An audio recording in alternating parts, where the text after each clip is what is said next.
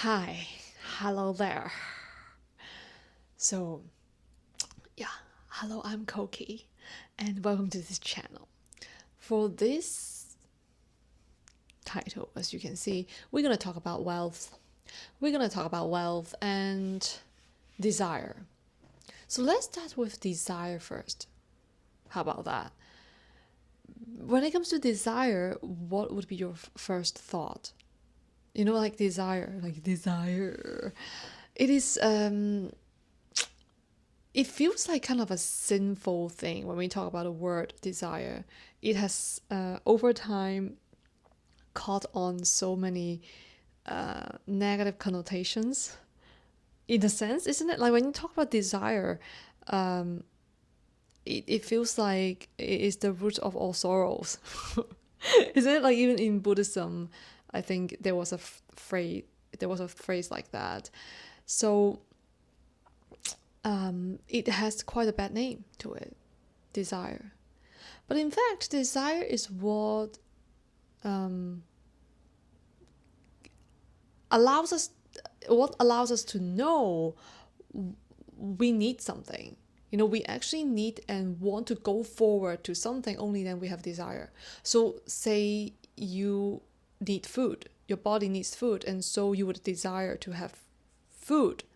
You have the desire to eat, and that is because your body is in hunger mode, right? It's hungry, so it naturally needs food to sustain itself, and thus having this biological response, which is hunger. And so desire is essentially a function of our system where it tells us that this is where you might want to go forward. It's something that you need. It is something that you need. So to sustain your system and also to keep you going forward, right? It's just that desires can go on to another level, the next level, where it's become something that goes beyond the basic necessities. And when such desires are being chased after in a way that is more unconsciously indulgent, then it can become a problem, right? Because most of the time when people chase desires that are quite the unconscious ones, they are actually not basic necessities, not the ones that I initially mentioned. Like, hunger, so you need food, thirst, so you need water, or warmth, so you need clothing. These are just basic things, like even shelter, so for safety, right? These are basic things. But most of the time when what we see right now in the society is that people are not chasing this. They are chasing the extra layer of the gold. When people eat food, they need to put a little bit of gold like flecks or something on it, okay, to make it look more royal, more high caste, okay. Like they need something extra to stimulate them. So it's all about stimulation when it comes to chasing extra things, extra layers of ecstasy. That basic things are too simple for many of us right now because they are not stimulating enough, right? We don't have time to listen to a long talk anymore because I want something to be more fast paced. I want the film to be cut to the pace that fits my adrenaline rushed brain. Right? I can't keep up with something that is so slow because my ADHD brain is hitting me hard, right? And it's all about stimulation because even when it comes to ADHD, it is it is because of the control center here is urging for more stimulation. And with such overstimulation, the brain then come into a state of not being able to self-regulate. So everything would just like bounce in the brain, and thus become ADHD. So it's about focusing, concentration, and regulating the mind, the thoughts in a sense as well. So desire, to summarize, is that it is a function for us intrinsically to let us know what we need. So that would be for the basic necessities. It's just that nowadays in society, a lot of people are chasing more than basic necessities. And thus the desires have become bubbles, like the stock market or the real estate. So just it's really about that. A lot of things in our human society, they are really bubbles. Bubbles, bubbly. They're really bubbles, including desires. Because the very fundamental things that we truly need, they are the basic necessities that sustain our bodies, our minds, and our alignment to our mind, body, and soul. Okay, so that is desire. Now, why did I start with desire?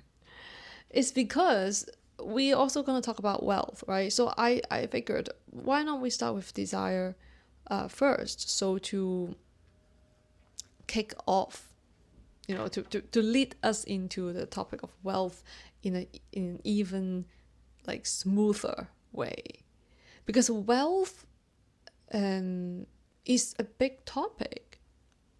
I mean, a big topic of the branch of desire, right? Like desire, and then one of the branches would be wealth. I realized that a lot of us might be undergoing a question regarding wealth and spirituality. Some people, they might not be aware of the spiritual aspect of life yet. It's about timing, right? It's all about timing.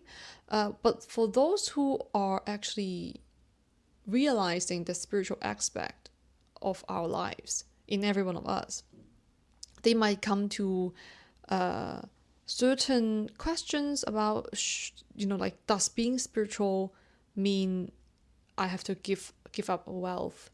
This is a question that I have been exploring for, I think, 1.5 years. Because if you scroll down to the videos that I've posted since 1 year ago, you would see several of the videos I have talked about money, or even struggling with finance and wealth, basically.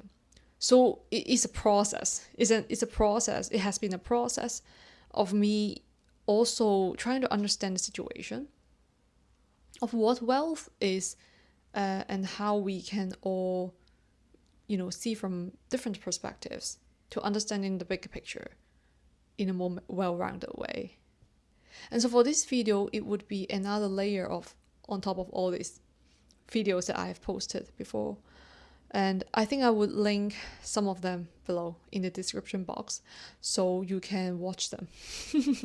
Okay, watch the videos that I have talked about when it comes to wealth or money. Now, for this time, there's something new when it comes to my self-exploration regarding wealth. There are two different things, I would say two new things, is that the first thing is how I have come into more understanding, self-understanding of me and wealth, or even on the topic of wealth. So that is something new, because it's like this is my relationship with wealth. Since I've dived deeper into this aspect of myself through inner understanding, so that then that would be something new about what I would share here. And for another kind of new insights on this topic, other than my relationship with money, with wealth, would be there are actually 6 factors that I realized that these 6 factors are highly related to how we can perceive wealth individually.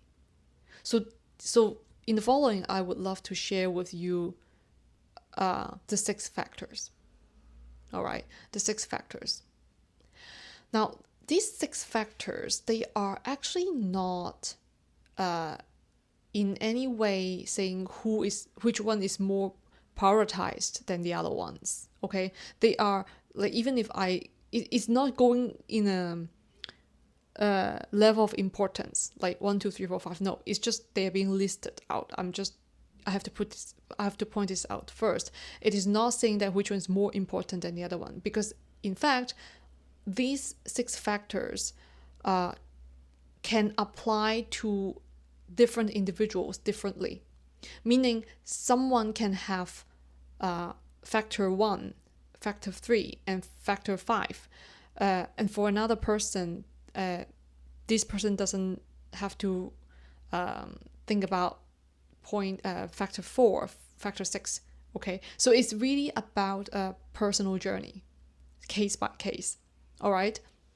So see what applies to you when it comes to these 6 factors that I would say is it would determine how we perceive wealth individually, and thus would turn into answering the personal question of, do I have to give up wealth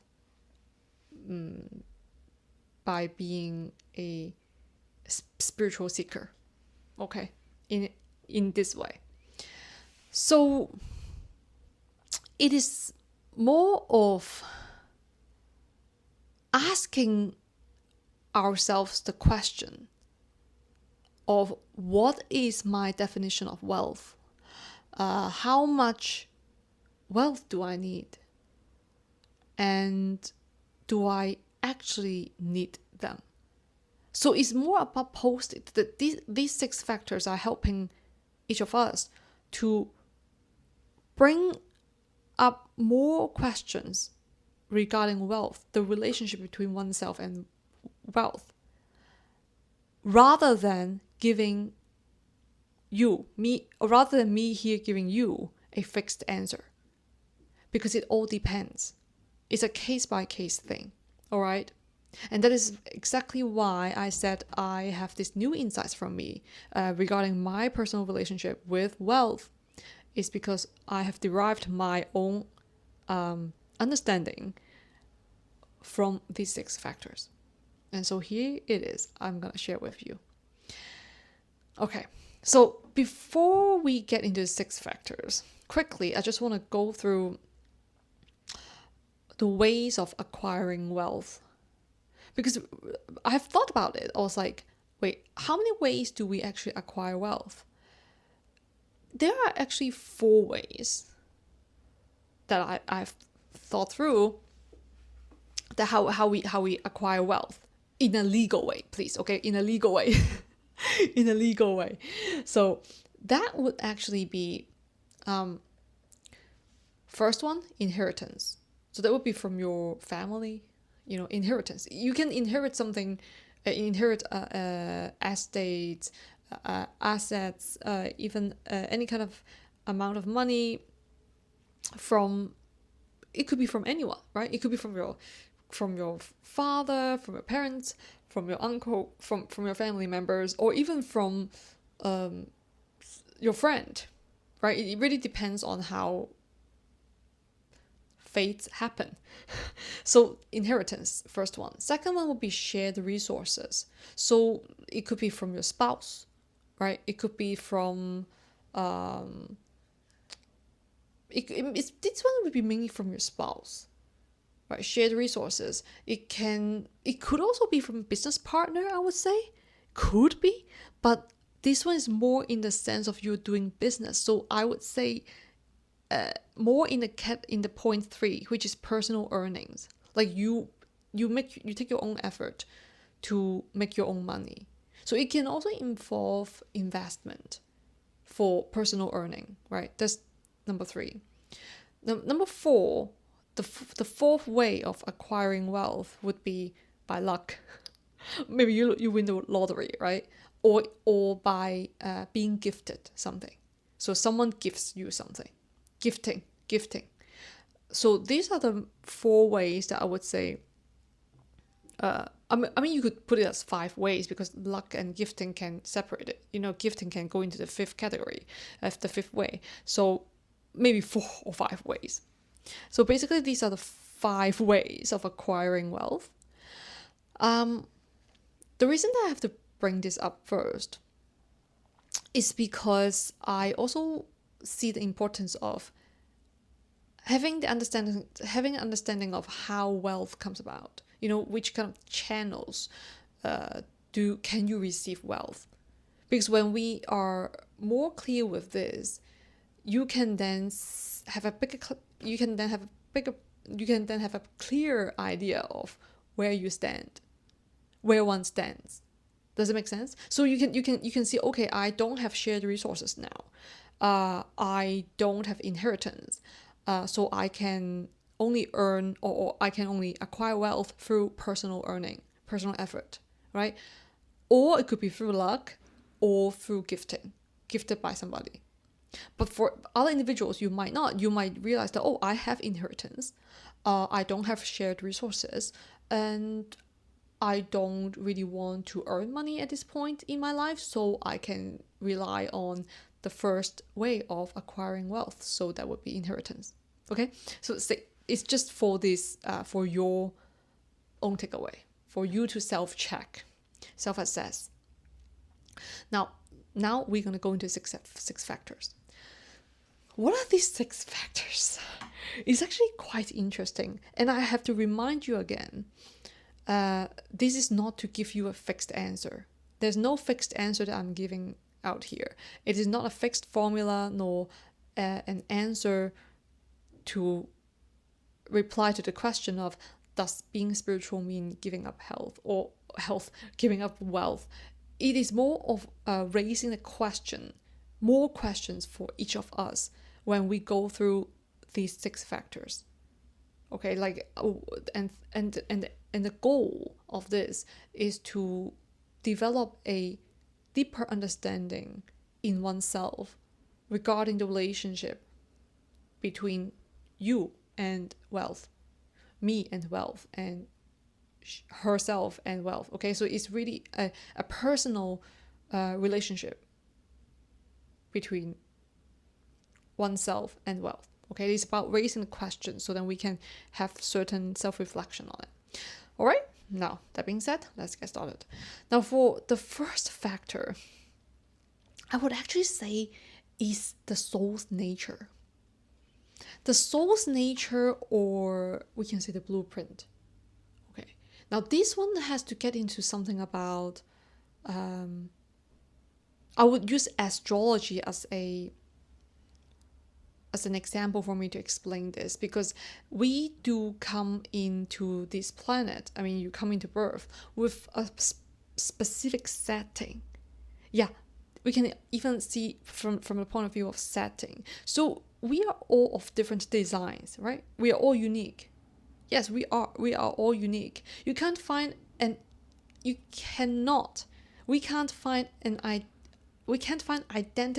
two identical persons on this planet. Even if for twins, they have different personalities, right? Even if they look alike, but they don't look exactly the same.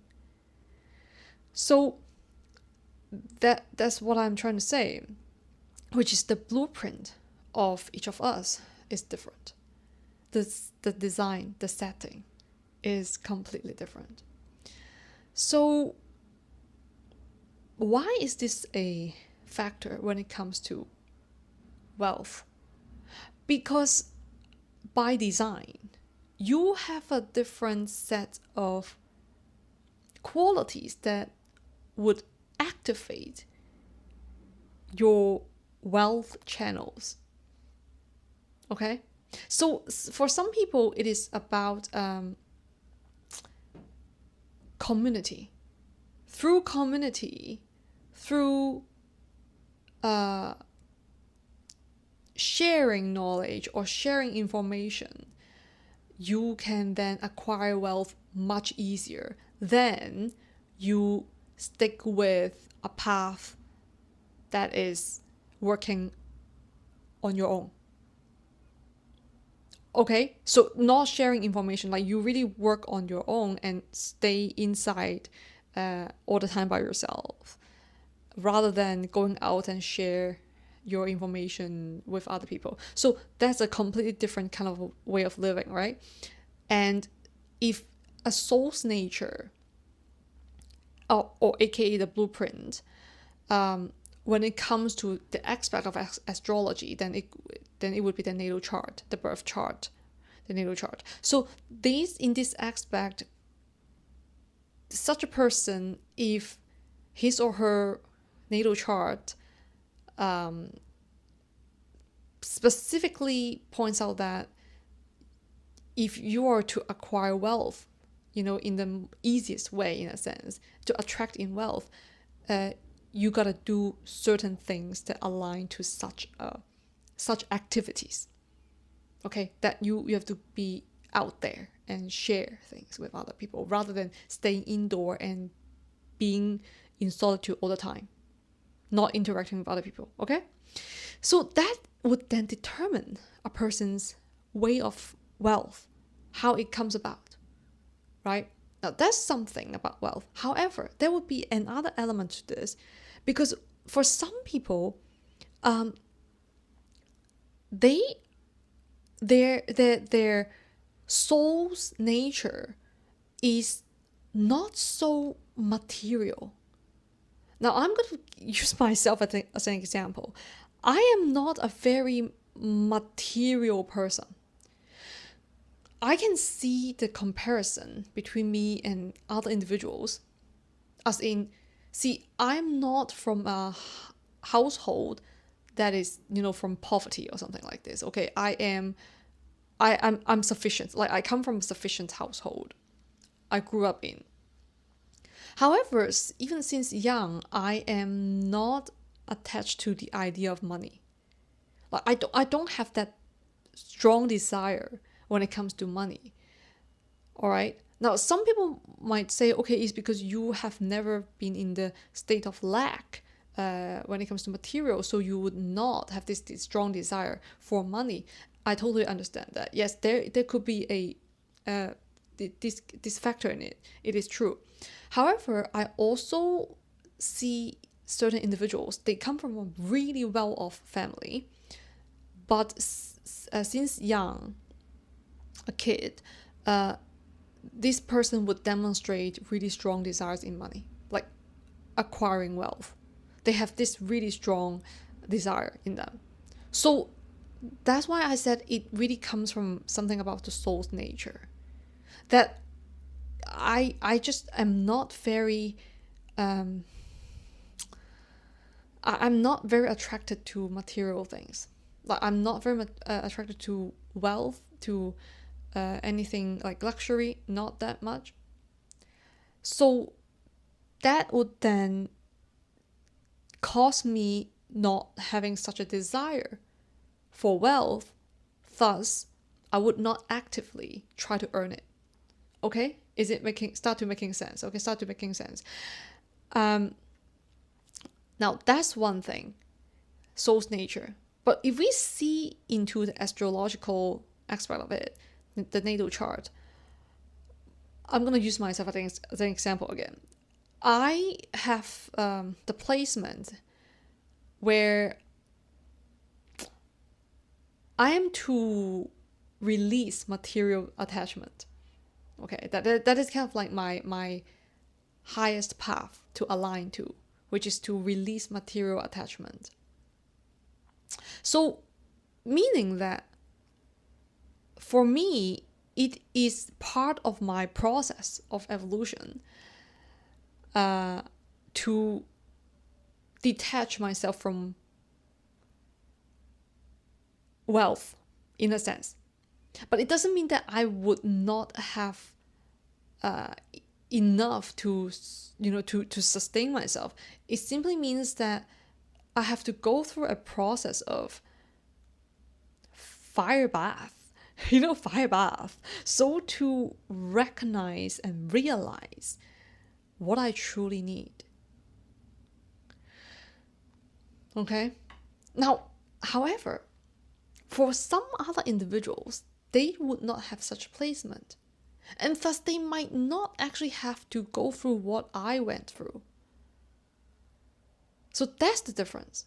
Some individuals in their natal chart, they actually would easily attract in money, wealth. And it's for them to enjoy such things.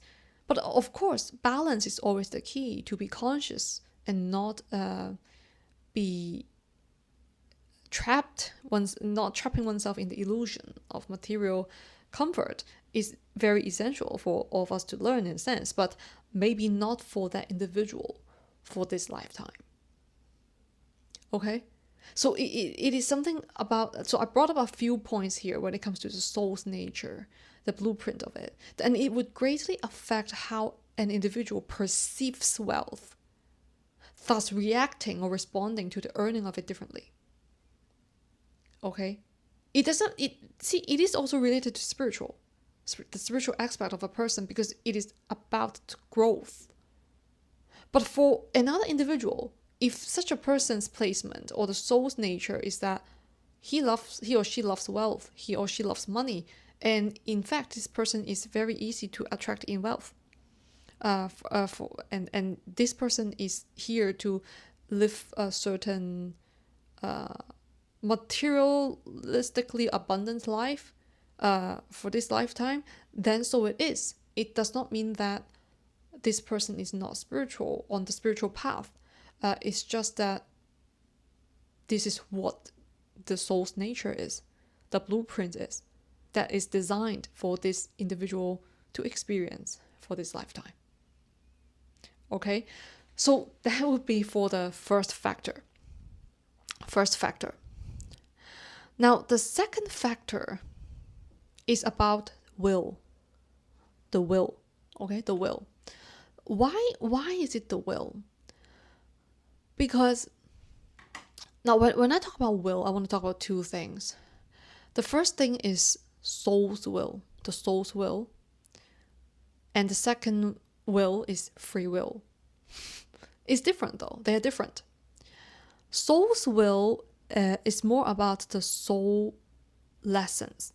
What the soul wants to, what the soul is willing to learn in this lifetime. So that's soul's lessons. And the second one is free will. Free will is like you decide to do something, right? You just want to do something. It's like, okay, I was scratching here, right? Because it was itchy. But free will wise, I can choose not to scratch it, right? I can choose not to touch it. That's free will. That is free will. Yes, it is something so small, but it is free will. Okay? So let's talk about soul lesson first. The soul lessons, why would it be related to wealth and spirituality? Obviously, okay? Because we're talking about a soul. The reason is that when a soul decides to learn certain lessons in a lifetime, you really have to, it's put in your lifetime. It's just waiting to be activated. or it's just waiting to be activated. You can't escape, because that's the soul's will of taking on such lessons and learning through them. So if a person's soul lessons, the list of soul lessons include wealth, then very likely this person might have to go through certain trial and tribulations regarding wealth for their spiritual growth, right? Because for some individuals, no, they don't really have such soul lessons when it comes to, like, not much soul lessons when it comes to wealth. It could be more about love, about relationships. So then they would not actually have to evolve that much for this lifetime when it comes to wealth. That doesn't mean that they are not evolving spiritually, right? It's just that the soul lessons, they are not much related to wealth for this lifetime. Okay? So it's about the soul's will of choosing such lessons to learn from particular lifetimes, right? Now, soul's will is different from free will, because free will is when you are actually consciously now actively on this plane. Right? Soul's will could actually be operating in the spiritual realm and also before birth, in a sense, okay? Because time is non-linear. Now, so let's keep going. Free will would be when I'm like in a conscious state right now, right? I'm talking to you. That's how we exercise free will here. Now, I'm gonna dive a little bit deeper into this. When it comes to free will, a lot of people might ask then, well, if I do something, I harm another person, that's also out of free will, then that would be no orders and structures, right? That's going to be chaos. Now, to me, all I'm sharing here is personal perspectives and understanding. Free will can be further divided into two ways of seeing it. The first kind of free will that we usually see in our daily lives is operating from the ego. The ego is basically the conscious state, right? However, I think I should add more to it. It's not just the ego, but the traumatized ego. Like the ego that is full of trauma, okay? So it's a broken kind of psyche where a lot of traumas need to be healed. So if a lot of individuals, they operate from this state, from this kind of a broken psyche that needs a lot of healing to be done, when they exercise free will and coming from such a state of being, there would be quite a lot of harm done to oneself as well as to other people. Okay. Now, so when if we relate it to topic of wealth, a lot of people could, when they operate from such a broken ego, broken psyche state of being, they could, do illegal activities when it comes to finance, isn't it? So then, this is also free will. It is free will. This is also one of the expressions of exercising free will. So what's the next one? What's the second one when it comes to free will? Second way of seeing it is when individuals connect themselves to their inner self, inner beings. Some would say higher selves. Okay, some people would say higher selves, but basically it's inner being, your inner self. Then it would be operating from the superconscious mind, as referring to Jungian psychology, Carl Jung. That would be from the superconscious mind. The superconscious mind, this is more of a term from modern psychology, right? This is actually it comes from all your actions. If coming from the superconscious mind, they come as drive. Okay, it comes as drives. Whereas if it comes from the ego, the broken kind of ego, in a sense, they feel the feeling. I'm distinguish the feelings. They come as urges, impulsive desires, because they're operating from trauma. That's the major difference. So it's important to distinguish this, because yes, we all can exercise free will here, but if it comes from the ego, the broken state, the traumatized state, oftentimes it would end up in not being able to give up wealth for spiritual growth, or clinging to wealth and thus not being able to move forward. Okay? But if one actually is operating from the superconscious mind, superconscious inner self understanding, okay, in a sense, the free will would be exercised in a conscious way, and thus would not then mean you have to forcefully give up wealth for spiritual growth. Maybe to a certain extent, one would even acquire wealth for spiritual growth, because the wealth is necessary for such a person to be propelled to high grounds for, this is what we are going to talk about in factor 6, spiritual duty. Such a person might have to take on certain wealth to manage for carrying out spiritual duty. Okay, so that's why you see it's only factor 2 right now, and you can see so many different factors at play, different details at play here. So I just want to remind us that there's not a fixed answer for should we give up wealth or not, because it really depends on the different factors that how she sees and embodies and applies to your situation. All right, so let's keep going for factor 3. Factor 3 is about, this one is quite easy. This one is spiritual practice or spiritual discipline. So basically, if you are Christian, you would not be advised to give up wealth in a sense, right?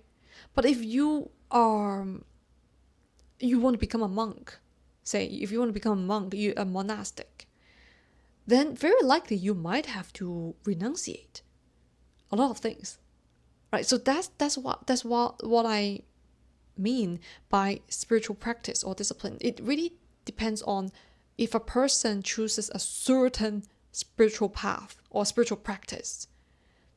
So in order to follow the instructions or such a doctrine, then one would have to possibly give up wealth for spiritual growth.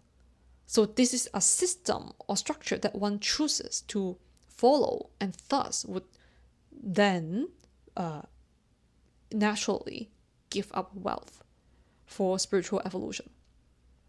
Okay, so this one is really, really clear to understand, right? And I don't think I have to dive more into it. So that's why I said not all the factors would apply to all individuals. For some people, if you don't have certain spiritual practice or certain religious beliefs, then factor 3 would not really even apply to you, to your situation. But for some, it would, right? So you see, this factor could really change how we perceive on wealth differently. Right? Now, this factor 3 is about a particular system that people might adopt for their own practice. And it is actually highly related to what I'm going to talk about in the factor 4. So factor 4 is belief system. It is something that I have been repeating for quite some time. The belief system really would cause us to perceive money or wealth very differently. One of the most common happenings or phenomenon would be the scarcity mindset, or say the money wounds, right? Money wounds. People would see having wealth as something impossible. Like if you, it's like I'm born in poverty, so in order to get out of poverty, I have to work really hard just to, kind of like go beyond the poverty line. So this is already a belief. This is a belief. It is a belief. I'm not saying that it is true or false or right or wrong. No, I'm simply saying that it is a belief. And similarly, another kind of belief could be, I have to give up wealth, only then I can be spiritual. That is a belief. Again, I'm not saying that it is right or wrong or true or false. I'm only saying that it is, again, a belief. So the power of belief is when we really choose to believe in something. And a lot of the times it could be unconsciously done. We're not even aware of, we actually embody such a belief, or such beliefs can be already so ingrained in us that we overlook them. But it's already kind of like in our blood. Okay, now such beliefs would then cause us to see wealth in a particular way than other people. And so naturally our behaviors or actions would be aligned to such a belief, even if we are not aware of such belief actually existing in our mind. Okay, but it is running. The program is running all the time. So then if a person believes that, chooses to believe that, in order to be spiritual, I have to give up wealth, then such a person would very likely take actions according to this belief. Whereas for a person who does not believe in this, or say who chooses not to believe in this, then he or she very likely would not do so. Right? Would not give up wealth just to be spiritual. You see the power of this? Like then that's why we all have different voices.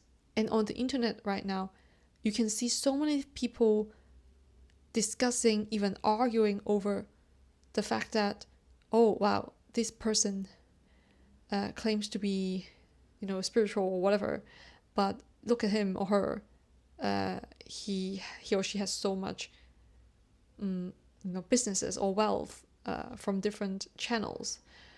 I mean, if we look at all these 6 factors, then we can see into the bigger picture of this. Because everyone is different. Everyone is on their own spiritual journey. Everyone's case is different when it comes to wealth even. Everyone's perception on wealth is also different. And these are all related to 6 different factors. Or could be even more, right? But it's just I have summarized it from my own understanding. There are 6 factors. And even just these 6 factors, there are so many different combinations at play. So how can we pinpoint if a person is should they not have wealth or not because you're spiritual? So that's why I said it's not a yes or no answer. It really depends. It really depends. So yeah, that's for belief system. And now the 5th one. The 5th one is karma. The 5th one is really about karma. how it is. Now, this karma thing, karma means action, right? Means action. So what I'm referring to here is about the past actions. So karma, okay, past actions, particularly past actions. You see, if I'm not even going to talk about like past incarnations and stuff of a person. No, let's stick with this lifetime. So if you have stick with this lifetime as in using as an example. If a person is at the age of 40 and for the past 10 years this person has been doing some financial frauds, and not in the sense of stealing other people's, in a sense that it's like not operating from a legal perspective. It's illegal, right? It's fraud. Such a person then would have to bear the consequences of his or her own actions. All right, so that is karma. It's karma. So he or she has done something over the past 10 years, action. So then the reaction would be certain consequences as relating to the financial frauds. So these would then cause this person to have to pay back, in a sense. Pay back basically is energetic rebalancing, right? Paying back anything, or when people say karmic debt, it's basically rebalancing energetically. That's what it is. So if you have to repay something, in a sense, rebalancing, you then have to first sort that out. I would even say this is, we can say it's spiritual, because essentially I have talked about this in another video. The title was "Everyone is Spiritual, You Included," because in fact it's true. We are all spiritual. Spirituality is not just for a group of people. We are all spiritual beings having human experiences. That's it. So no one is left out here. It's just some are recognizing it, realizing it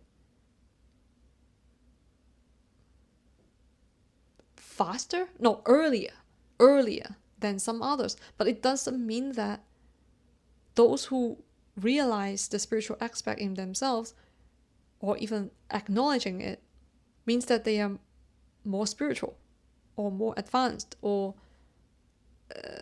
they are ahead of other people. No, everyone is in their own time zones. So it is not necessary to compare.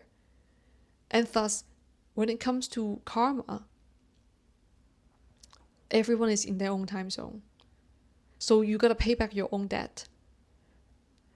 You gotta rebalance whatever you have caused imbalance in your own life. So think about this when it comes to, does being spiritual mean giving up wealth? Well, you gotta pay back your karma first. And that is part of your spiritual evolution. By paying back, by rebalancing any kind of actions that you could have done in the past, and now that you really have to pay back, which is basically rebalancing energetically. Thus, you might end up have to give up wealth, in a sense, before you can move on to other parts of your spiritual journey, right? Another direction. Because if a person keeps doing such karmas that brings in negative effects to oneself and other people, then you're just accumulating more and more of such karmas, meaning you have to pay back, right? So that's why everyone's in their own time zone.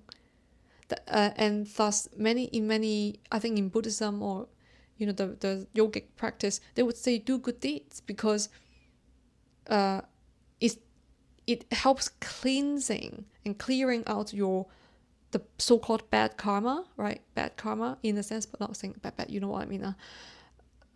It basically means counterbalancing. When you do good deeds, you counterbalancing the bad deeds. Okay? It's energy, counterbalancing. All right? And thus would then rebalance. So, look, I'm just only talking about one lifetime. And if people keep choosing to do bad deeds, harmful deeds to oneself and other people, then you have to, the more that you do it, the more that you need to clean. Does it make sense? If in a room, the more that you make the room messy, the more that you have to clean up yourself, because no one is going to come clean the room for you. So however messy you're going to make the room, you still have to clean the room. Everyone is in their own time zone. Everyone has their own room to clean. No one can clean the room for you, for any of us. So the messier you make, the more that you have to clean. Just sooner or later, it's just a matter of time. In this sense, right? Yeah. Okay, that's it. So, pretty clear with that? Now, for the sixth factor, this one is the last one. This one is about spiritual duty. Spiritual duty, basically, it means that a person is in service. It's in the service mode. So this one would be activated when a person is in alignment with their life path. The wealth would naturally kind of come to them, in a sense, if they are to have such spiritual duties to carry out. And at this point, such people would not actually see from the perspective of owning the wealth, but simply managing the wealth. One example would be, I think there was a saint. His name was Guru Nanak. I think it's Guru Nanak in ancient India, Guru Nanak. Guru, you know, Guru. Nanak is Nanak. So this person, he was an enlightened being, I would say, or at least a very highly spiritual person, revered by a lot of people. So that's why a saint, a sage. He was also a king actually. So he managed a lot of obviously resources. So he had a lot of wealth, and that is why. And he had a lot of business. Business trading. You see, such a person, he embodied a lot of wealth himself, but he also embodied the understanding of material detachment. So he would not be swayed by or disturbed by material indulgence. Instead of this, he would be performing his spiritual duties to managing such resources and wealth for the society.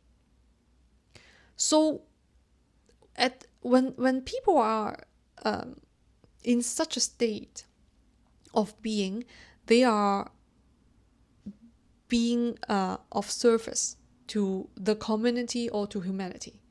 That is why, as referring to the question again, does being spiritual mean giving up wealth? No, not to this factor, because it is not about giving up wealth for oneself. It's about managing wealth for all by carrying out the spiritual duty that this person has taken on. So, for service, to be in service. So you see, that's it. That's all the six factors.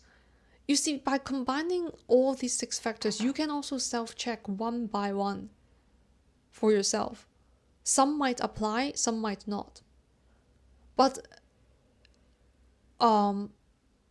after all, it really is how, through looking into these 6 factors for yourself, asking yourself the question of what is your definition when it comes to wealth, when it comes to abundance. Because your definition can tell a lot about your soul's nature, about your soul's will, so the second factor, and also, do you operate from the broken psyche, kind of an ego, or you operating from superconscious mind when it comes to free will, right? And also, from the question of what is your definition of wealth, you can really see your own belief system. That's the 4th factor. For the 3rd factor, it would be about your spiritual practice, if you have any. And at the same time, karma. These are the things that the past actions that we could have done before. And have you been rebalancing this? And have you been still doing it? Right? So it really comes to a point of an individual case. We can't really judge another person. We could, but it is not necessary. And this is actually a major intent of me sharing this video, which is, it is really about minding one's own business a lot of the times, and figuring out one's personal relationship with many other things in our lives. It's not really about other people, because everyone is really playing their own game. It's like when you play video games, you would not really judge how the other player plays. You might comment, but it's really none of our business when it comes to how they want to play the game, right? Because after all, they have to clean their own room if they have made it messy. Isn't it? So yeah, because I've seen a lot of people really kind of like having a lot of arguments and judgments towards different influencers or individuals online. I mean, be it what they did, this is how I see it from my own perspective. I would just tell myself that, oh, okay, cool story, but it's none of my business. it is true, it's none of my business. It's better not to know than knowing that much sometimes, right? The more that we know, the more we